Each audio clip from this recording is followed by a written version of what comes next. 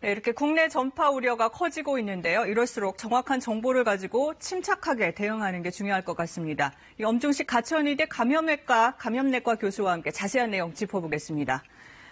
교수님, 그 감염병 위기 수준을 저희가 주위에서 경계로 격상을 했습니다. 메르스 때도 주의 단계였는데 이게 어떤 의미라고 저희가 해석을 해야 될까요?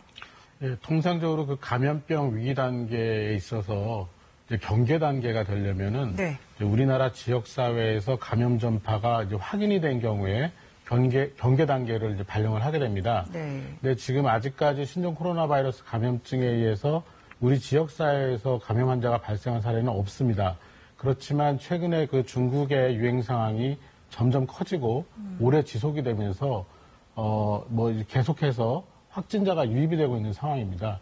그러다 보니까 이 확진자 중에서 일부에서는 우리 지역사회에서 이동이나 이런 과정을 통해서 노출이 되는 그런 상황이 이제 확인이 되는 과정이 있다 보니까 네. 이런 상황에서는 아무래도 지역사회 감염 전파 상황이 발생할 수도 있다라는 가능성이 자꾸 높아지고 있습니다. 그래서 아마도 좀 선제적으로 경계 단계로 발령을 한 것 같습니다.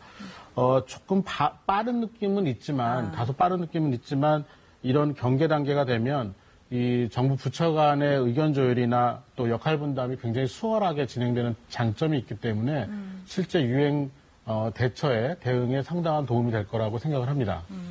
그러면 약간 빠른 감이 있다라고 설명을 해주셨습니다. 그리고 지금까지 확인된 신종 코로나 바이러스 이 전염력이나 치사율이 궁금한데요. 메르스나 사스랑 좀 비교를 해주실 수 있을까요? 네, 이 신종 코로나 바이러스가 기존에 있던 바이러스가 아니기 때문에 이 전파력이나 치사율을 확인하기는 어렵습니다. 그렇지만 유행이 지속이 되고 또 이 유행이 끝날 때쯤에 이 전파력, 치사율에 대해서는 정확한 판단이 가능한 상황입니다. 네.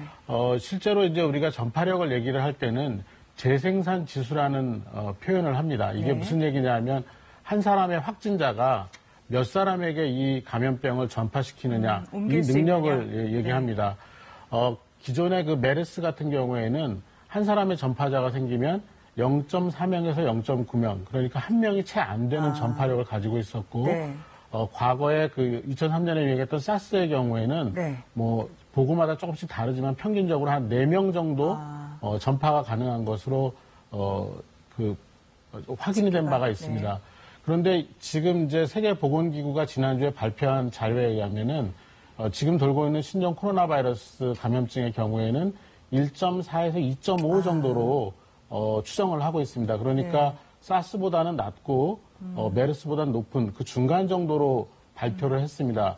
그렇지만 최근에 이 유행 양상에 따라서 그 다른 자료에 의하면 사스보다도 더 높은 전파력이 있지 않느냐라는 그 주장도 나오고 있어서 조금 더 추이를 봐야지 정확한 전파력은 확인이 될 것 같습니다. 네. 사망률 같은 경우에는 지금 마찬가지로 세계보건기구가 4% 정도로 추산하고 있습니다. 과거 네. 사스에 비하면 과거 사스가 10% 정도였던 걸 비하면 낮은 치사율이긴 하지만 이 부분은 사실은 현지에서의 의료 수준이나 또 이 유행 양상에 따라 좀 변화가 있을 수 있기 때문에 네. 유행이 끝난 뒤에 재평가가 필요한 상황입니다. 그러니까 한 명의 환자가 1.4, 그러니까 2명, 3명 정도까지 옮길 수 있다. 지금은 일단 그렇게 보고 있는 거네요. 네, 그렇게 추정하고 있습니다. 알겠습니다. 근데 잠복기에도 감염될 수 있다. 이런 중국 당국의 발표가 있었습니다. 근데 지금은 우리나라에 들어왔을 때 뭔가 증상이 있을 때 조치에 들어가고 있는데 이게 괜찮은 건지 좀 우려가 되는데요. 사실은 통상적으로는 네. 이 감염력이 충분히 나타나려면 증상이 나타나야 됩니다. 네. 이 증상이 나타난다는 것은 우리 체내에서 바이러스가 충분히 복제가 돼서 체외로 나왔을 때 다른 사람에게 퍼질 수 있는 능력을 갖게 되는 건데 무증상기라는 것은 이런 증상이 없는 기간이고 네. 바이러스 복제가 몸에서 일어나기 시작한 단계이기 때문에 사실상 전파력이 거의 없다라고 보는 게 통상적인 그런 판단입니다. 네.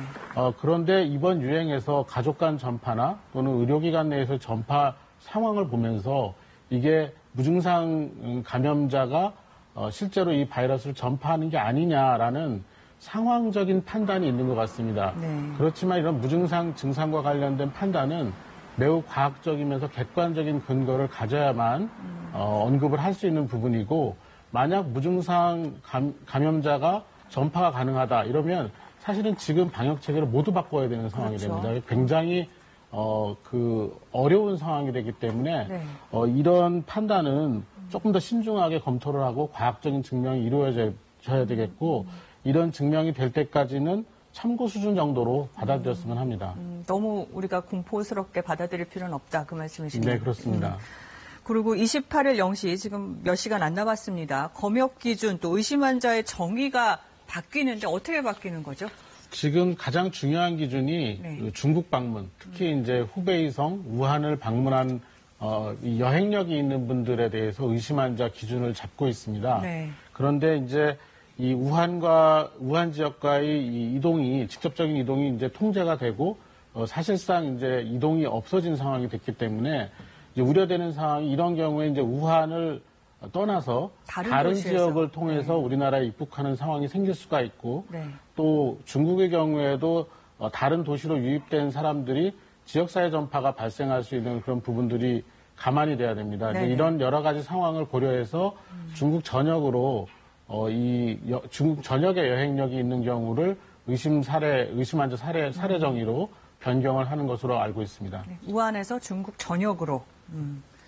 그러면 이에 따른 혼란은 없을까요? 좀 섣부른 판단이다 이런 얘기도 있던데요. 근데 실제로 이제 이런 그 검역의 그 범위를 네. 넓힐 수밖에 없는 상황이 실제로 되어 버린 상황이고요. 이런 그 사례 정의가 확대가 되면 일선 의료기관에서는 선별 진료를 해야 되는 환자 수가 급격하게 늘어나기 때문에 이런 진료량의 확대가 현장에 있는 의료진들을 상당히 힘들게 할 겁니다. 그렇지만 우리 지역사회, 우리나라에서의 유행을 가능한 가급적 최대한 막아내기 위해서는 이런 그 진료량의 확대로 인한 업무량의 증가와 같은 고통을 감내해야 되지 않나 이렇게 생각을 합니다. 네, 알겠습니다. 그리고 앞서서 저희가 보도에서 봤습니다만 우한 지역을 다녀온 확진 환자가 확진되기 전에 좀 여러 곳을 돌아다녔어요. 그래서 우려가 더 큰데 증상이 없어도 좀 주의를 하셔야겠죠. 그 지역사회 분들은? 실제로 이제 이분들이 통상적으로 이동하는 과정에서 그 감염병을 전파할 가능성은 매우 낮습니다. 그래서 너무 우려하실 사항은 아니고요. 네. 그리고 지금 질병관리본부가 여러 가지 방법을 통해서 밀접 접촉자들을 광범위하게 찾아내고 있습니다. 네. 실제로는 이런 밀접 접촉자를 놓치지 않는 것이 훨씬 중요하고 대부분의 경우에는 이런 밀접 접촉자에서 실제 발병 사례가 발생을 하기 때문에 이런 아주 밀접하게 접촉한 사람들을 잘 찾아내고 네. 적극적으로 능동 감시하면서 관리하는 것이 훨씬 중요하기 때문에 그런 부분에 대해서 지나친 염려를 하는 거는 좀 필요 없다고 그렇게 생각을 합니다. 네. 지나친 염려는 불필요한데 그 네 번째 확진 환자의 경우에 첫 번째 간 병원에서 걸러내지 못한 거지 않습니까? 왜 그랬다고 보시는지요? 이 부분은 아직 네. 그 원인을 정확하게 알 수가 없습니다. 네.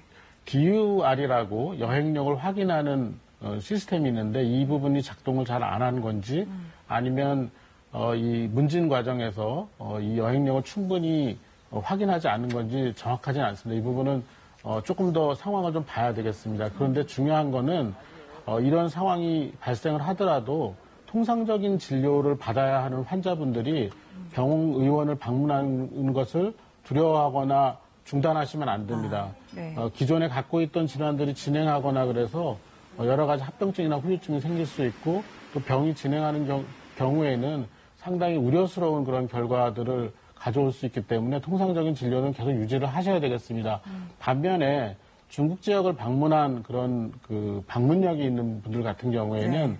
우리가 지금 사례 정의에서 얘기하는 발열이나 호흡기 증상, 인후통 이런 것들이 아닌 증상이라고 하더라도 네. 어떤 신체에 이상이 있는 증상이 나타나면 1339 콜센터나 아니면 그 지역의 보건소에 연락을 하셔서 그 증상에 대한 충분한 상담을 받으시고 실제로 이제 통상적인 진료를 받으셔도 되는 건지 아니면 확진 검사를 위해서 이제 특별한 방법으로 이송을 받으셔야 되는지 이런 판단을 받으시는 게 바람직한 것 같습니다. 네, 좀 중국 다녀오신 분들은 적극적으로 대응을 해달라는 말씀으로 네, 지금은 이해하겠습니다.